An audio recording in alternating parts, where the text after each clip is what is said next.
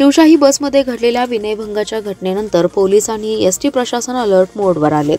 परिसरातील डेपोमध्ये बंद अवस्थेत असणाऱ्या 11 एसटी बसेस तातडीने हलवत चंदनवाडी डेपोवर नेण्यात आला। तसेच परिसरातील सीसीटीव्हींसह विद्युत व्यवस्थेसाठीही तातडीने उपाययोजना करण्यात आल्या।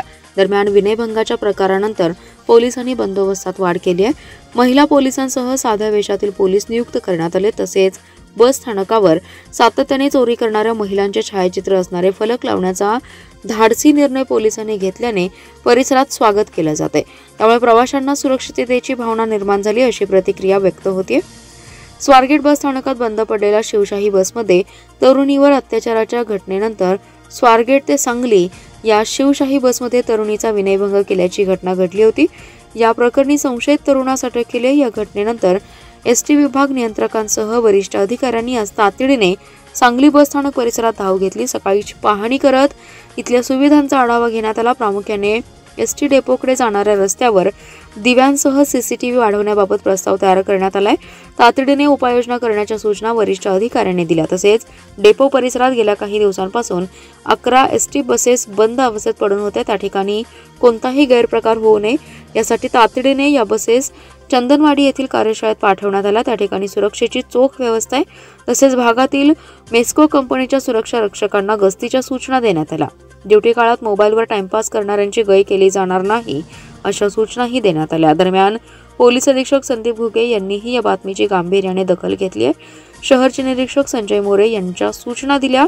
पोलिसांचा बंदोबस्त असल्याने विनयभंग करणारा गजाआड झालाय। आज पुन्हा बंदोबस्तात वाढ करण्यात आली आहे।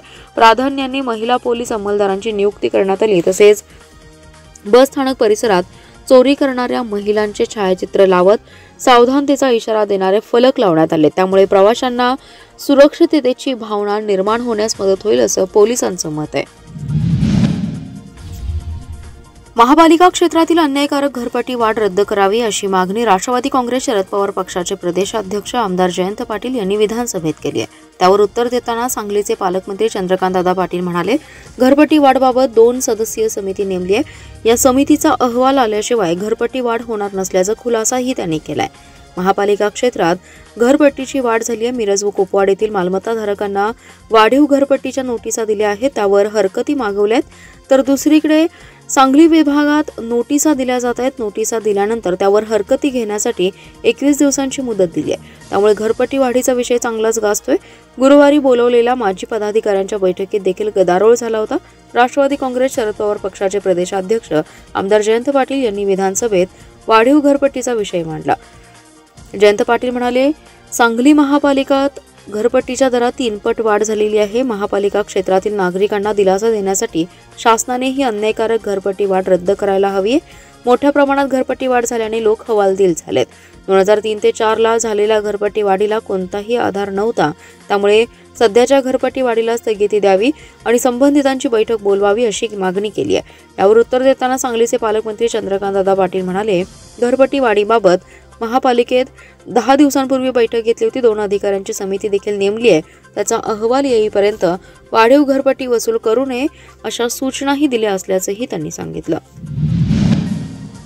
वसंतदादा शेतकरी सहकारी साखर कारखान्याच्या अध्यक्षपदी पुन्हा खासदार विशाल पाटील यांची निवड करण्यात आली आहे, तर उपाध्यक्षपदी बाळासाहेब पाटील यांची निवड करण्यात आली आहे। वसंतदादा साखर कारखान्याच्या नुकत्याच पार पडलेल्या सन 2024 ते 25 ते 2029 ते 30 संचालक मंडळाची निवडणूक बिनविरोध झाली। कारखान्याच्या नवनिर्वाचित संचालक मंडळाची सभा निवडणूक निर्णय अधिकारी तथा कोल्हापूर विभागाचे प्रादेशिक उपसंचालक गोपाळ मावळे यांच्या अध्यक्षतेखाली पार पडली आहे। या सभेत खासदार विशाल पाटील यांचा अर्ज दाखल करण्यात आला। त्यांना सूचक विशाल चौगुले तर अनुमोदन यशवंतराव पाटील यांनी दिलं। तर उपाध्यक्षपदासाठी बाळासाहेब पाटील यांचा अर्ज दाखल करण्यात आला। त्यांना गणपतराव सावंत पाटील सूचक असून दौलतराव शिंदे यांनी अनुमोदन दिले। निवडणूक निर्णय अधिकारी गोपाळ मावळे आणि सहाय्यक निवडणूक निर्णय अधिकारी विजय पाटील यांनी अध्यक्षपदी खासदार विशाल पाटील तर उपाध्यक्षपदी बाळासाहेब पाटील यांची निवड जाहीर केली। यावेळी कारखान्याचे कार्यकारी संजय पाटील यांच्यासह संचालक अमित पाटील आदी जण उपस्थित होते। मिरजेतील निपाणीकर कॉलनीतील एका अपार्टमेंटच्या पार्किंगमधून स्पोर्ट्स बाईक चोरणाऱ्या कर्नाटक राज्यातील दोघांना अटक करण्यात आली आहे। त्यांच्याकडून 40,000 रुपये किमतीची स्पोर्ट्स बाईक जप्त करण्यात आली आहे। मिरजेतील महात्मा गांधी चौक पोलिसांनी ही कारवाई केली आहे। संजू यमनाप्पा मादर, चंद्रशेखर उर्फ चेतन मल्लाप्पा मुंदीनमनी अशी अटक केलेल्यांची नावे आहेत।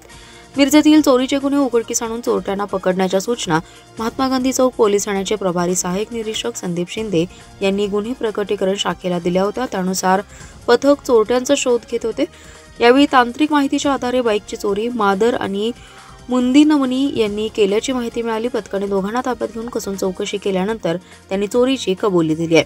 त्यांच्याकडून चोरीची बाईक जप्त करण्यात आली आहे। महात्मा गांधी चौक पोलीस ठाण्याचे प्रभारी सहाय्यक निरीक्षक संदीप शिंदे यांच्या मार्गदर्शनाने पोलीस उपनिरीक्षक संदीप गुरव, श्रेणी उपनिरीक्षक धनंजय चव्हाण, शंकर गायकवाड, अभिजित धनगर, सूरज पाटील, राजेंद्र हारगे, बसवराज कुंदगोळ, विनोद चव्हाण, जावेद शेख, मोहसिन टिनमेकर, चालक सुधीर खोंद्रे, निवास माने, सायबर पोलीस ठाणेकडील पोलीस उपनिरीक्षक अफरोज पठाण, कॅप्टन गुंडवाडे यांच्या पथकाने ही कारवाई केली आहे।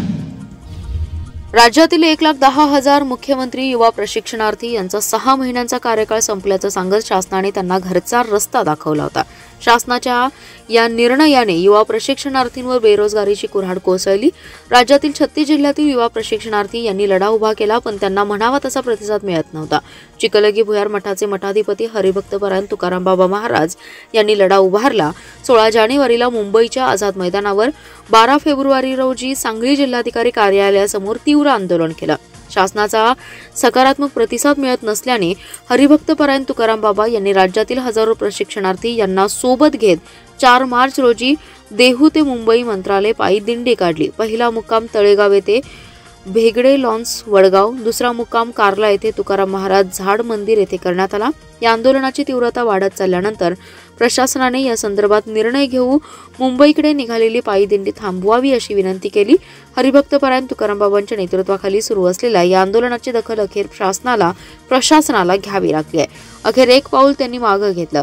राज्याचे मुख्यमंत्री देवेंद्र फडणवीस यांनी विधानसभेच्या सभागृहात मुख्यमंत्री युवा प्रशिक्षणार्थीबाबत सकारात्मक घोषणा केली आहे। सध्या जे 1,10,000 प्रशिक्षणार्थी ज्या पदावर कार्यरत आहेत त्यांना तुर्तास 5 महिन्यांची मुदतवाढ देण्यात येणार असल्याचे मुख्यमंत्री देवेंद्र फडणवीस यांनी यावेळी सभागृहातच जाहीर केलं।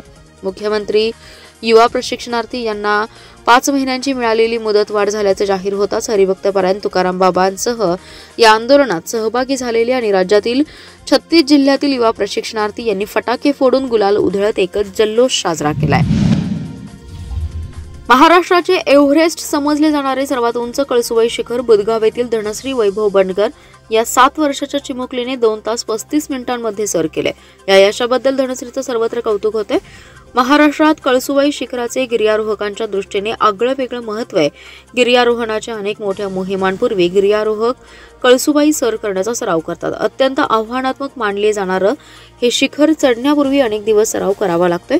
कळसुबाई हे महाराष्ट्रातील सर्वोच्च शिखर असून त्याची उंची समुद्र सपाटीपासून 1,646 मीटर आहे, तर पायथ्याच्या बारी गावातून याची उंची अंदाजे 900 मीटर आहे। कठीण कातळ टप्प्यांवर शिड्या बसवलेल्या आहेत। कळसुबाई शिखर सर करणे हे महाराष्ट्रातील प्रत्येक व्यक्तीचं स्वप्न असतं। ते साकारण्यासाठी महाराष्ट्रातील कानाकोपऱ्यातून लोक इथे येत असतात। भंडारदरा खोऱ्यातील हे उंचीवरील शिखर सर करण्यासाठी लहान मोठे कित्येक डोंगर चढून जावं लागतं। काही अवघड ठिकाणी चढून जाणं शक्य होणार नाही अशा ठिकाणी स्थानिकांच्या मदतीने शासनाने लोखंडी शिड्या बसवलेल्या आहेत। सांगलीतील सह्यागिरी ट्रेक ॲडव्हेंचर परिवाराच्या वतीने कळसुबाई शिखर मोहिमेचं आयोजन करण्यात आलं होतं। गावातील कळसुबाई मंदिराचं दर्शन घेऊन सदर मोहिमेला पहाटे 3:30 वाजता सुरुवात झाली आहे। यामध्ये 7 वर्षाची धनश्री बंडगर आणि तिची मैत्रीण 9 वर्षाची अवनी सरगर पासून 56 वर्षाच्या हेमलता गायकवाड यांच्यासह प्राध्यापक अजित पाटील, वैभव बंडकर, अथर्व यादव यांच्या मार्गदर्शनाखाली सांगलीतील 40 व्यक्तींनी सहभाग घेतला। एका हातात बॅटरी, दुसऱ्या हातात काठी आणि पाठीवरील सॅकमध्ये 2 लिटर पाणी आणि थोडा खाऊ घेऊन महाराष्ट्रातील सर्वात उंच कळसुबाई शिखर इयत्ता पहिलीमध्ये शिकणारी 7 वर्षांची धनश्री बंडगर हिने पहिल्या 5 गिर्यारोहकांबरोबर 2 तास 35 मिनिटांमध्ये सर केले। धनश्री बंडगर हिचं सर्वत्र कौतुक होते। राज्य शासनाने विधानसभा निवडणुकीपूर्वी मुख्यमंत्री लाडकी बहीण योजना सुरू केली आहे। या योजनेतून पात्र महिलांना प्रत्येक महिन्याला 1500 रुपये दिले जात आहेत। मात्र तासगाव तालुक्यातील येळावीतील जिल्हा मध्यवर्ती बँकेच्या शाखेमध्ये लाडक्या बहिणीचे पैसे चक्क भावाच्या खात्यात जमा झाल्याचा प्रकार उघडकीस आलाय। खात्यावर आलेले पैसे काढण्यावरून बँकेच्या शाखेत भाऊ बहीण हातघाईवर आले। त्यावेळी बँकेच्या अधिकाऱ्यांनी दोघांमध्ये समन्वय साधत वाद शमवण्याचा प्रयत्न केला। याबाबतची चर्चा जिल्हा बँकेत रंगली आहे। लाडकी बहीण योजनेची रक्कम निवडणुकीनंतर महिलांच्या खात्यावर जमा होते। जिल्ह्यातील काही महिलांचे उशिरा अर्ज प्राप्त झाल्याने त्यांच्या मंजुरीनंतर 1500 रुपये खात्यावर जमा होत आहेत। योजनेचे पैसे राष्ट्रीयकृत आणि जिल्हा मध्यवर्ती बँकेमध्ये जमा होत आहेत। सर्व महिलांचे पैसे जमा होत असताना यामधील एका महिलेने माझे पैसे का जमा झाले नाहीत याबाबतची खात्री जिल्हा बँकेच्या शाखेत जाऊन केली आहे। संबंधित महिलेने लाडकी बहीणची रक्कम जमा झाली आहे का अशी विचारणा बँकेकडे केली। त्यानंतर त्या बहिणीच्या भावाच्या खात्यावर लाडकी बहीणची रक्कम जमा झाल्याचे बँकेच्या अधिकाऱ्यांनी सांगितले। हा प्रकार समजताच तापलेल्या बहिणीने थेट भावाला फोन लावला। लाडकी बहीणचे पैसे तुझ्या खात्यावर जमा झाले, तू लगेच बँकेत ये असा निरोप धाडला। त्यानंतर काही वेळात त्या महिलेचा भाऊ बँकेत आला। माझे पैसे तुझ्या खात्यावर कसे जमा झाले असा जाब भावाला विचारला। दोघांमध्ये हमरी-तुमरी झाली। संबंधित शाखेच्या अधिकाऱ्यांनी दोघांना शांत करत दोन्ही खात्याबाबतची माहिती घेतली। त्यावेळी लाडकी बहीणचा अर्ज भरताना चुकीची कागदपत्रे दिल्याने हा प्रकार घडलाय। बँकेच्या अधिकाऱ्यांनी तुम्ही चूक केल्याचं सांगितल्यानंतर वादावर पडदा पडला। संजयनगर परिसरात असलेल्या आरवाडे पार्क येथील एका घरात चोरट्यांनी घरफोडी केली आहे। घरात ठेवलेली 3 लाखांची रोकड आणि 1,45,000चे दागिने असा एकूण 4,45,000चा मुद्देमाल चोरट्यांनी लंपास केलाय।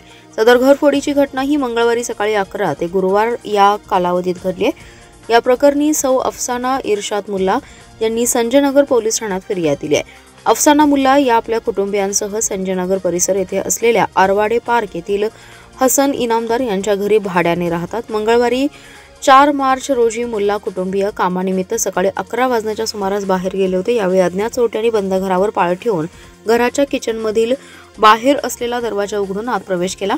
हॉलमध्ये असलेल्या तिजोरीच्या चाव्या घेऊन तिजोरीचं लॉक काढलं आणि लॉकरमध्ये ठेवलेले 3 लाख रुपये आणि 1,45,000चे सोन्याचे दागिने असा एकूण 4,45,000चा मुद्देमाल लंपास करत पोबारा केलाय। गुरुवार दिनांक 6 मार्च रोजी मुल्ला कुटुंबीय घरी आले असता त्यांना सदर घरफोडीची घटना निदर्शनास आली। यानंतर त्यांनी संजयनगर पोलीस ठाण्यात फिर्याद दिली। घटनेचं गांभीर्य ओळखून उपअधीक्षक विमला यम, पोलीस निरीक्षक सूरज बिजली यांनी घटनास्थळी भेट देऊन तपासाच्या सूचना दिल्या।